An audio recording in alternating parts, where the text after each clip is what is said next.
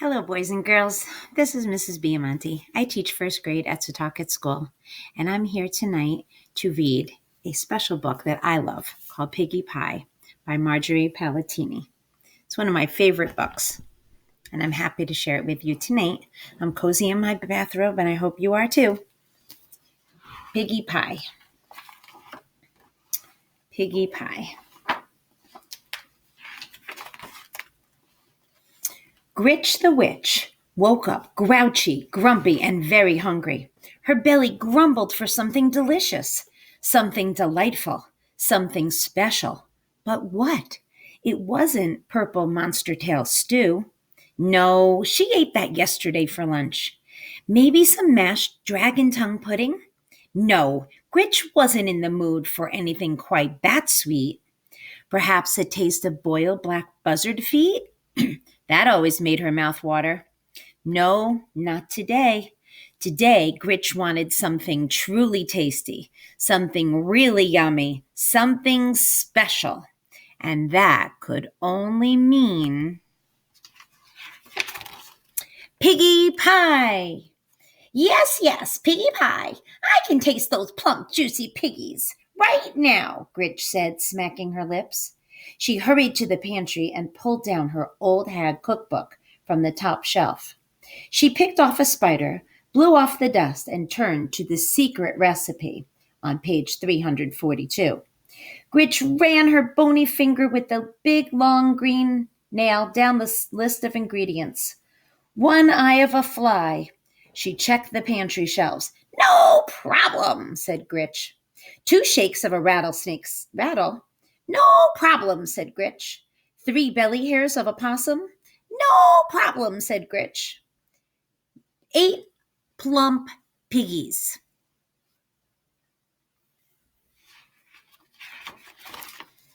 Problem! Screeched Gritch.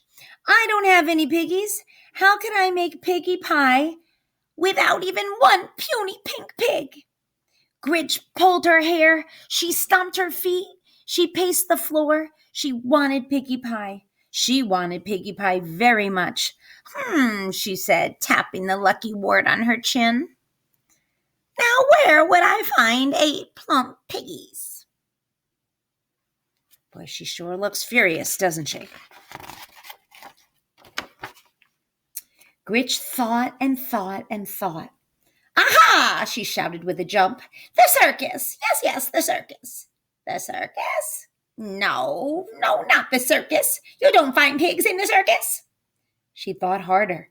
Aha! She shouted with a jump. The zoo! Yes, the zoo. No, not the zoo. You don't find pigs in the zoo. She thought much harder. The farm? Yes, the farm. You'll find pigs on a farm. There still was just one teeny tiny little problem. Where to find a farm? Where else? Gritch let her bony finger do the walking and opened the yellow pages to F, where she found a very large ad. This was it. Old MacDonald Farm, called E-I-E-I-O. Just over the river and through the woods, we have ducks, chickens, and piggies.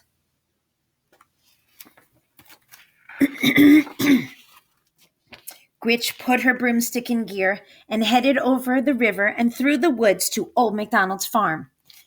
I've got you in my sights now, you little porkers, she cackled as she circled overhead. Surrender, piggies! What does that remind you of? Surrender, piggies. Look at their faces. They look pretty scared. Now it's your job to figure out what's happening because there's no words on these pages. What's happening?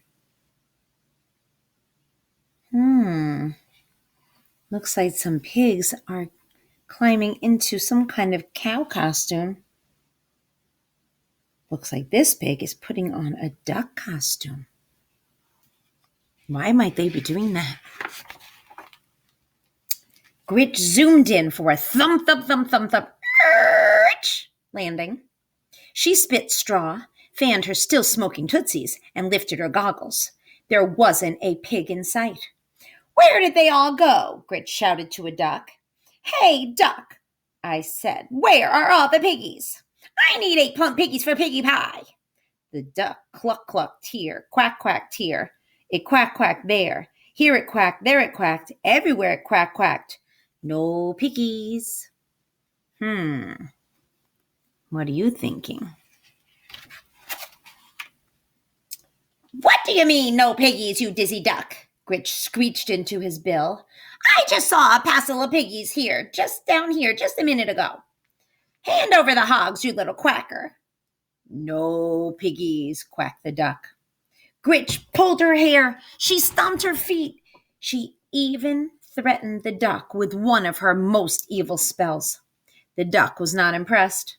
It wasn't even scared. It gave Grit another quack and waddled away. "So, who needs a dumb duck anyway?" Grit said.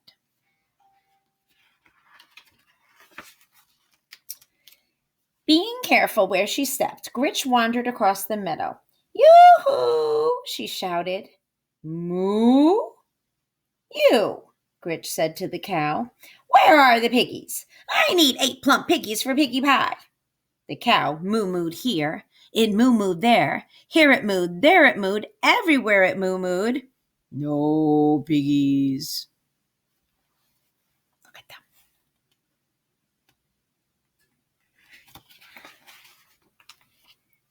"What do you mean, no piggies, you lumpy-looking cow?" screeched Grit. "I need 8 plump piggies for piggy pie. Fork over the pork, you walking milk machine, or I'll curdle your cream." No piggies, mooed the cow. Grit pulled her hair. She stomped her feet. She even threatened the cow with one of her most evil spells. The cow stared at Grit, swatted a fly with its tail, and lumbered away. "Cows, who need them?" Grit muttered. "She sure looks frustrated." So she tried the barnyard, where she stopped a chicken in its tracks. "Okay, Bird Brain, where are the piggies? I need 8 plump piggies for piggy pie." The chicken cluck-clucked here. It cluck-clucked there. Here it clucked, there it clucked, everywhere it cluck-clucked. No piggies.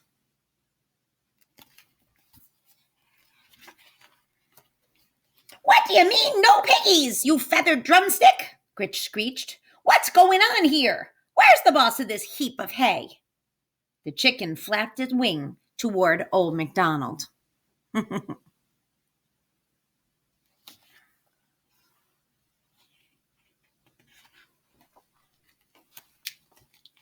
Grit looked him over once, twice. "You're Old MacDonald," she said.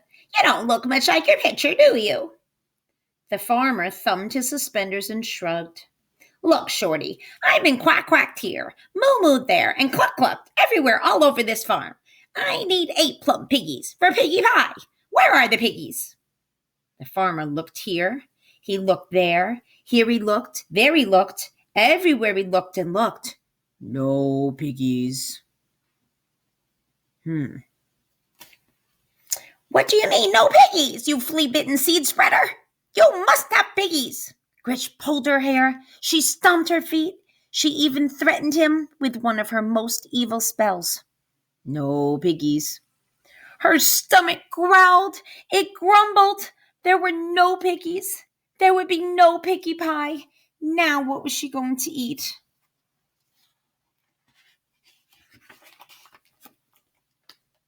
Psst, psst, psst. "Excuse me, little lady. Wolf's the name. Let me give you some advice. Forget about the pigs." "Forget about the pigs," said Grit, eyeing the wolf. He nodded. "They're too tricky. Trust me. I've been chasing 3 little pigs for days." He huffed and puffed. "I'm starving. Look at me. I'm nothing but skin and bones." What does that remind you of? He huffed and puffed and was looking for 3 pigs for days? That sounds familiar. Grit pinched his arm. "Well, not quite right, Skin and Bones. She grinned. Mr. Wolf, I have an idea.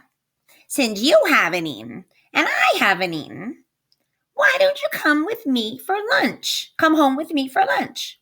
I'm a very good cook. Why, that does sound tempting, the wolf said as he looked at Gritch and smacked his lips. Are you sure it wouldn't be any problem? Problem? Gritch grinned.